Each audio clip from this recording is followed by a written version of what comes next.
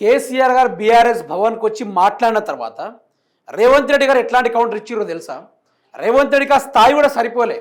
కేసీఆర్ గారు మాట్లాడిన ఆ గంట సేపు ఆయన తెలంగాణ ప్రజల గురించి, ఈ తెలంగాణలో కాంగ్రెస్ పార్టీ చేస్తున్న అరాచకాల గురించి, తెలంగాణ రాష్ట్ర రైతాంగం ఈ పార్టీగా చాలా ఇబ్బంది పడ్డారు, చాలామంది చనిపోయారు, తెలంగాణ రాష్ట్రం ఆగమైపోయింది, పరికెప్ట ఇన్కమ్ పడిపోయింది, మనం ఇప్పటికిప్పుడు బీహార్ తోటి కూడా పోటీ పడిన స్థాయిలోకి దిగజారం, నెంబర్ 1 ఉన్న తెలంగాణని మొత్తం అన్ని విషయాల్లో కుప్పకూల్చే కార్యక్రమం చేసేసిర్రు.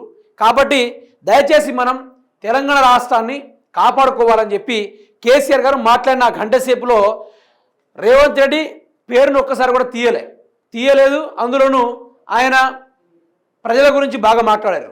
ఇక ఉద్యమాలు మొదలు పెడదామని చెప్పి ఆయన మాట్లాడారు. మరి దాని తగ్గట్టుగానే రేవంత్ రెడ్డి ఏం చెప్పాలబ్బా? ఈయన కేసీఆర్ కోసమే ఉన్నట్టున్నాడు ఈ పరిస్థితి.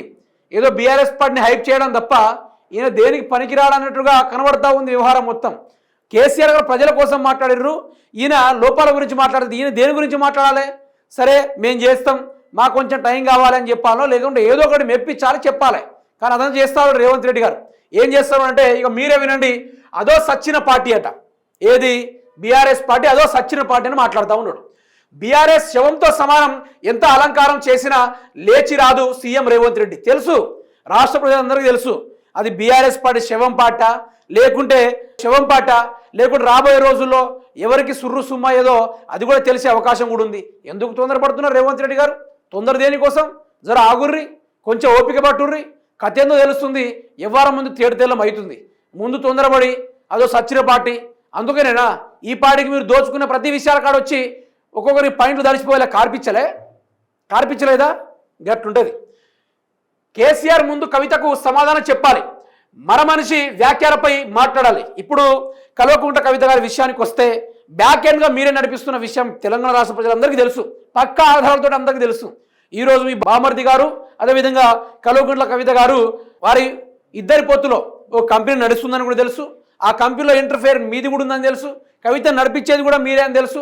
మరో షర్మిలను తయారు చేసేది కూడా మీరేనని తెలుసు. అంతా తెలుసు. ఇది చూడండి, బీజేపీతో కలవబోమని దేవుడికి ఓటేసి చెప్పాలి. ఎవరు మరి పదే నరేంద్ర మోడీ దగ్గర బడే సాబ్ తుమ్ బడే బాయ్ హే హమ్ చోటే బాయ్ అనుకుంటూ గిరికిలు కొట్టి తిరిగేది ఎవరు? మీరు కాదా? తమరు కాదా? ఇంకెవరు ఉన్నారు? ఆయన కొంపదీసి ముందు మీరు ఓటేసి చెప్పండి. మీరు ఎక్కడ ఓటేసిర్రో కానీ, ఏది ఆ రుణమాఫీ పైన, ప్రతి ఒక్క దేవుళ్ళ పైన ఒట్టేసి చెప్తున్నాను. మీరు ఎక్కడైతే ఒట్టేశారో ఈరోజు రాష్ట్రంలో ఆ వేప చెట్టుని ప్రతి ఒక్కరు కొలుస్తారు. తెలంగాణ రాష్ట్ర ప్రజలందరూ దెబ్బగా వేప చెట్లు చచ్చిపోయినాయి అంటే ఎంత దరిద్రమైన ఆ యొక్క ఒట్టు అర్థం చేసుకోవాలి, ఆ వాగ్దానం ఏదో అర్థం చేసుకోవాలి. అందుకనే తెలంగాణ రాష్ట్రంలో ఉన్న వేప చెట్లు అన్నీ చచ్చినాయి, ఒక్కటి కూడా లేవు. ఎందుకో తెలుసా? రేవంత్ రెడ్డి గారు ఈయన పదే నేను ఆ దేవుని మీద ఒట్టేస్తున్నా, ఈ చెట్టు మీద ఒట్టేస్తున్నా, ఆ పుట్ట మీద ఒట్టేస్తున్నా అంటే, ఈరోజు తెలంగాణ రాష్ట్రంలో నీతిగా నిజాయితీగా బతికే ఏకైక చెట్టు యాప చెట్టు. ఆ యాప చెట్టు చచ్చిపోవడానికి గల కారణం కూడా రేవంత్ రెడ్డి గారే. ఇదొకటి మీరు గమనించాలి. ఇక మీరు చూడాలి ఇక్కడ ముచ్చట. తేజస్వి సూర్య వ్యాఖ్యలపై మా ఎంపీలు మాట్లాడింది వీళ్లకు కనిపించలేదా అంటాడా? ఏం మాట్లాడారే మీ యొక్క ఎంపీలు? ఒక్కరికైనా తెలుగు వచ్చా అబ్బా? ఒక్కరికైనా ఇంగ్లీష్ వచ్చా? అసలు ఎంపీ మీనింగ్ ఏదో తెలుసా వాళ్ళకి? అట్లీస్ట్ పార్లమెంట్లో ఎన్ని వ్యవహారాలు ఉంటాయో తెలుసా వాళ్ళకు? ఏది లేదు. ఆడికి పోయి ఏం చేసిర్రా? మీ వాళ్ళు ఏం మాట్లాడారు? అధ్యక్ష, తేజస్వి సూర్య మాట్లాడింది రికార్డు నుంచి తొలగించారట. ఏందది? నేనే ఆ ప్లేస్లో ఉండుంటేనా ఆట ఆడిచ్చేటోండి. కేసీఆర్ గారు ఏమన్నారు? మా బీఆర్ఎస్ వాళ్ళు అక్కడ ఒక్కరున్నా కూడా సుక్కలు చూపెట్టేవాళ్ళు. అంతేనా కదా? ఎవడా తేజస్వి సూర్య? ఎవడాడు మా తెలంగాణ గురించి మాట్లాడడానికి? ఆడేవాడు. ఈ వీళ్ళందరూ కలిసి ఖండించాల్సింది పోయి, గతంలో ఇదే విధంగా తెలంగాణను తక్కువ చేసి ఆంధ్ర మాట్లాడినప్పుడు, మన భాష పైన, మన యాస పైన ఆంధ్ర వాళ్ళు ఇష్టం వచ్చిన మాట్లాడినప్పుడు తొక్కుడు తొక్కితే ఒక్కడు కూడా బయటికి వెళ్ళరు. ఇప్పటిదాకా లేవరే. ఒకడేమో నా గడ్డ మొత్తము కొరికించుకున్నా కూడా తెలంగాణ ఎట్లా వస్తుందో చూస్తాను ఒకడు, ఈ సవాలేశ్వరుడు.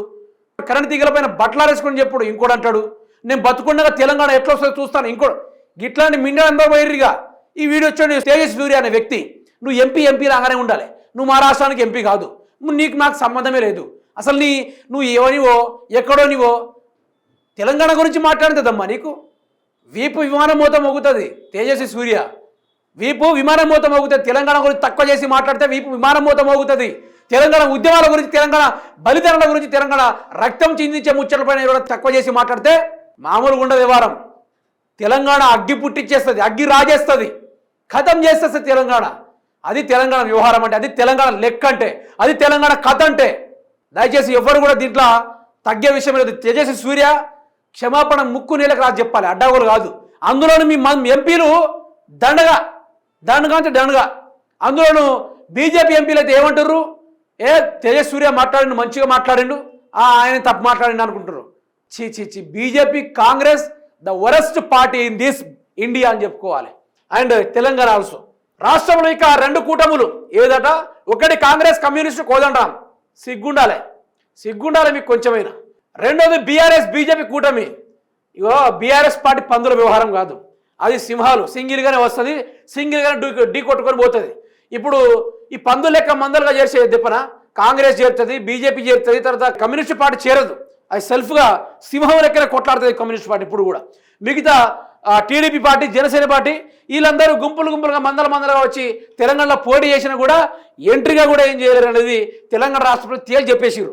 లేదంటే త్వరలోనే ఉద్యమ కార్యాచరణ ప్రకటిస్తాం, కాళేశ్వరం ప్రాజెక్టుపై వెంటనే సిబిఐ విచారణ జరిపించాలి, లేదంటే త్వరలోనే ఉద్యమ కార్యాచరణ పాటిస్తాం.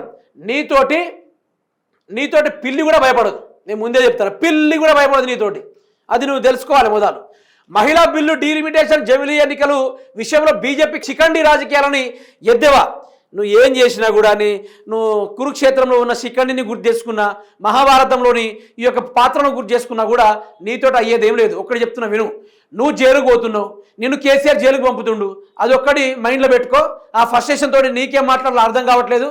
కేసీఆర్ నిధులు, నియామకాలు వాటిపైన మాట్లాడితే మీరు మాత్రం కేసీఆర్ని ఇంకా జైలుకు పంపుతా, కేసీఆర్ని కాళేశ్వరంలో తీసుకువెళ్తా. ఇక నీకు నాకు అనిపిస్తుంది కానీ ఇక నీకు దగ్గర పడ్డట్టే, నీకు జైలు జీవితం దగ్గర పడ్డట్టే అనేది ఇక్కడ క్లారిటీగా అయితే అర్థమవుతుంది.